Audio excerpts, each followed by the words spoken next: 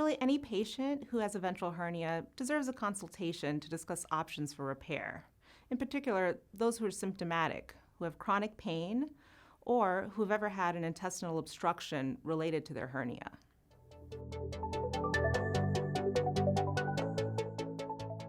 The main advantages to a laparoscopic approach to ventral hernia repairs is that patients have a much quicker recovery and we see a significant decrease in wound complications. Most of these procedures are able to be done on an outpatient basis where patients go home the same day.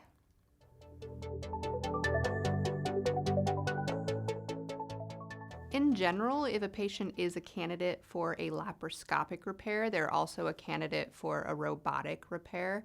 I think it's important to stress that there are many types of hernias and each patient is very different in their characteristics and their desired outcome.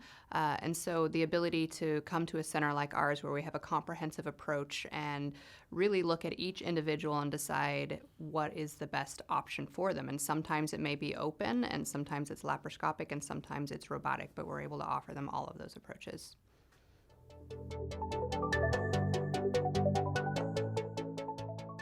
After a minimally invasive hernia repair, you can expect that most patients are either able to go home that day or the following day.